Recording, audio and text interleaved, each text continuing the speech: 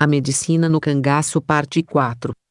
Farmacopeia cangaceiro. A farmacopeia do cangaço não difere em nada da utilizada pelo sertanejo em geral. Nas comunidades mais atrasadas, mesmo após o advento da indústria farmacêutica, que no Brasil só aconteceu no início do século XX, o alívio das dores era procurado nas qualidades terapêuticas de algumas plantas ditas medicinais. Até hoje o socorro médico está ligado a práticas rústicas aprendidas com negros, portugueses e índios. Para Mario Souto-Maior, a medicina popular constitui consequência de uma preocupação humanista de aliviar o sofrimento humano. A atividade do curandeiro e de seus usuários decorre de uma vocação médica, de uma constante observação da farmacodinâmica de plantas, aliados a um conhecimento precioso a respeito de vegetais de efeitos medicinais maravilhosos, mas que mal utilizados podem trazer resultados danosos ao usuário. Tal conhecimento é fruto de séculos de experimentações e ainda permeados por erros e riscos se mostravam muito útil ao tabaréu, visto que no sertão era rara a presença de um médico. Para se ter uma ideia, os cangaceiros só conheceram as propriedades do ácido acetil salicílico em 1929, através do capitão médico do exército Heronildes de Carvalho, que ofereceu um comprimido do analgésico para um bandoleiro com dor de dente, Araújo e Fernandes, 2005, 131. Não é incomum observamos uma estranha junção entre chás, lambedores, efusões, emplastos, defumadores, mas também benzeduras, simpatias e orações que os cangaceiros utilizavam para a cura das suas doenças. A farinha, além de alimento indispensável, era utilizada como emplastro no tratamento dos abscessos. Os matutos acreditavam que o emplastro quente com farinha sobre regiões inflamadas evitava que a lesão viesse a furo. Para Araújo e Fernandes, a melhora do quadro se devia à vasodilatação decorrente do calor local e consequente chegada de um maior número de leucócitos, o que em última instância abreviava o processo inflamatório. Já o fumo em pó era utilizado sobre feridas abertas, com o objetivo de evitar infecções secundárias, ovoposição de moscas varejeiras e míase. Araújo e Fernandes, 2005, 92 a 93. Segundo o ex-cangaceiro e escritor Joaquim Góes, Lampião e seus cabras traziam como parte integrante do seu carrego uma botica improvisada com tintura de iodo, pó de Joanes, água forte, pomada de São Lázaro, linha e agulha, algodão, um estojo de perfumes com brilhantina, óleo, extratos e essências baratas. Góes, 1966, 37 a 40. Em depoimentos fornecidos por Dada, a cangaceira relatou que ao abraçar a profissão, os homens levavam mesinhas, plantas, misturas e alguns produtos como cachaça, álcool e água oxigenada. Para Araújo e Fernandes, embora esses produtos não tenham eficácia comprovada, é notável a ação antimicrobiana do álcool e peróxido de hidrogênio, principalmente contra o Clostridium tetani, causador do tétano. Araújo e Fernandes, 2005, 92. O joá e a arnica são elementos fundamentais para o sertanejo no tratamento de grandes traumatismos decorrentes de quedas, acidentes, esmagamentos, facadas ou tiros. O emprego das cascas de jenipapo nas luxações, fraturas e contusões era uma prática comum. Em traumatismo ocasionado por coice de burro usavam um emplasto de mastruço, carvão moído e esterco de animal. O chá de quixabeira também era recomendado para cicatrização, Serine 1983, 142 a 145. A raspa do pau de quixabeira era misturada com álcool ou cachaça e ingerida ou colocada sobre o ferimento. Segundo os cangaceiros, a ingestão dessa mistura reanimava e dava uma sensação de força ao doente. Araújo e Fernandes, 2005, 93. No ferimento à bala, aguardente, água oxigenada e pimenta malagueta seca eram introduzidos através do orifício de entrada. Segundo alguns sobreviventes, o tratamento era muito doloroso e mais angustiante do que a própria lesão. Ibid, 92. Na vida errante do cangaço, a quantidade e qualidade da alimentação dependiam da situação. Quando perseguidos, se alimentavam às pressas. As colheres eram substituídas pelas mãos sujas em forma de concha, sem nenhuma higiene. Panelas de barro, latas e batatas de umbu eram utilizadas para cozinhar os alimentos, na maioria das vezes constituídos de carne seca de bode ou boi, rapadura e farinha. Quando nos coitos livres dos macacos, os cangaceiros se alimentavam fartamente, após as refeições descansavam, contavam os causos e gargalhavam. Oliveira, 1970, 139 a 145. Mesinhas, amuletos e rezas eram utilizados para fechar o corpo contra os inimigos ou para espantar cobras e animais peçonhentos, além de recomendações no mínimo estranhas. Dessa forma, mulher menstruada era impedida de entrar nos quartos dos feridos de guerra, para não arruinar a ferida. O tratamento de doenças venéreas era feito com sumo de 12 limões bebido em jejum logo após o sol nascer. Não podia olhar para Mato Verde e nem para a mulher. Banho de rio nesses casos era proibido porque ficava cego, quando atingia os testículos ou em casos de mula linfogranulomatose, o doente acocorava-se sobre o fogo.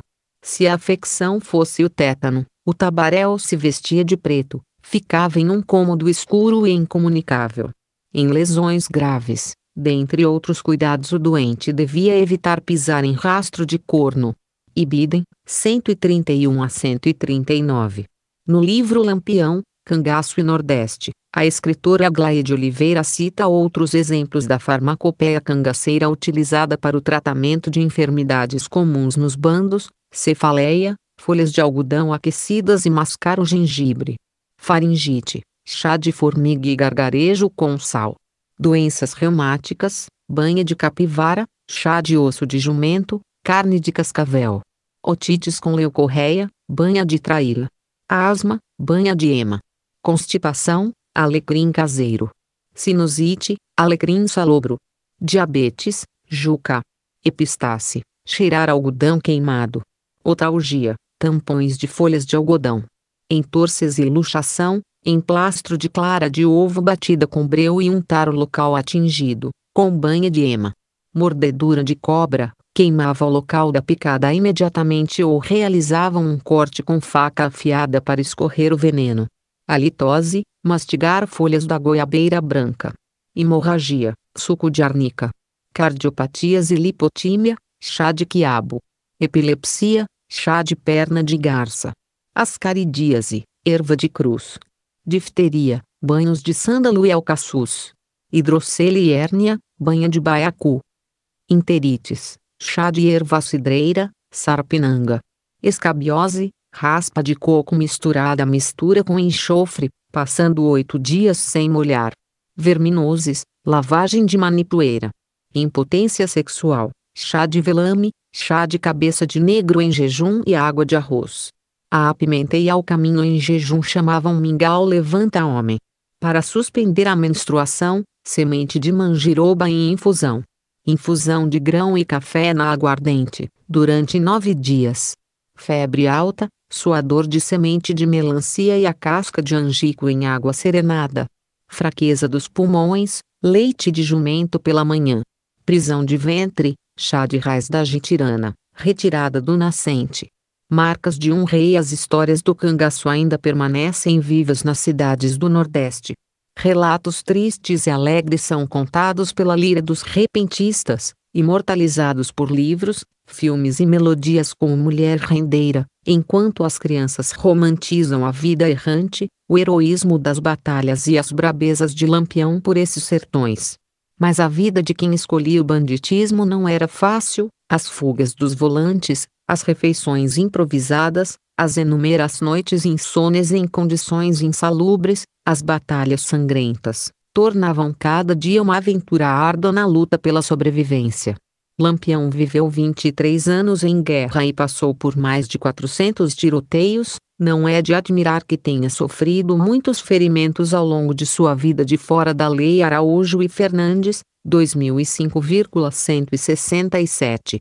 Em entrevista fornecida ao médico, Dr. Octacílio Macedo, durante sua visita a Juazeiro do Norte quando foi convidado pelo padre Cícero Romão para integrar o batalhão patriótico contra a coluna Prestes. Lampião informou já ter recebido 4 ferimentos importantes, dos quais, um na cabeça foi considerado por ele o mais grave. Referiu ainda sofrer de ligeiros ataques reumáticos. Observatório da Imprensa, 1998. A primeira lesão grave de Lampião se deu quando ainda fazia parte do grupo do Sr. Pereira, em 1922. Na ocasião foi atingido na região inguinal, no braço direito e recebeu um tiro de raspão na cabeça. Foi atendido e medicado pelo Dr. Mota, médico de Vila Bela Pi, recuperando-se sem nenhuma sequela. Fernandes e Araújo, 2005, 167 a 172. Em março de 1924, nas proximidades da Lagoa do Vieira, divisa de Pernambuco e Paraíba, foi ferido no tornozelo direito, ao mesmo tempo em que o jegue no qual estava montado fora mortalmente atingido, prendendo-lhe ao cair. O membro machucado, Melo, 1993, 151. O tiro deixou-lhe uma sequela cicatricial devido à lesão importante no tendão de Aquiles, ou nos músculos flexores do pé direito. A partir de então passou a utilizar calçados de rabichos, com reforço na parte do calcanhar. Dessa forma seu rastro tornou-se inconfundível, sendo fácil para os rastejadores identificaram o grupo de Lampião pela pesada. Araújo e Fernandes, 2005, 19 a 21. Em Lampião o último cangaceiro, o escritor e ex-volante Joaquim Góes, Araújo, 1969, refere que na chacina em Angico, para certificar-se que um dos corpos decapitados pertencia ao cadáver de Lampião, valeu-se da cicatriz atrófica no pé direito de um dos mortos. Esse fato deve ter dado origem à crença de que o grupo de Lampião usava as alpicartas de forma contrária com o objetivo de confundir a polícia. Na verdade, o reforço na parte do calcanhar impedia que o calçado saísse do pé lesionado, durante a deambulação. Dr. José Cordeiro de Lima, foi quem tratou do cangaceiro, a quem o médico se referia sempre como capitão devido à bravura e resistência demonstradas durante os procedimentos cruentos, nos quais Virgulino não esboçou sequer um gemido. Trezena Patu. TCC. A figura do monarca das Caatingas, com o olho direito esbranquiçado, usando seus óculos redondos, levanta uma polêmica há muito tempo discutida entre os estudiosos e amantes do cangaço. Seria Lampião realmente cego do olho direito? Qual a patologia responsável pela lesão ocular? Em Maria Isaura Pereira de Queiroz é relatado a frequência que os jornais referiam os óculos de Lampião. Para alguns autores tratava-se de uma coqueteira utilizada para esconder o olho cego e de vidro. Para outros, os óculos eram uma necessidade, devido à fotofobia.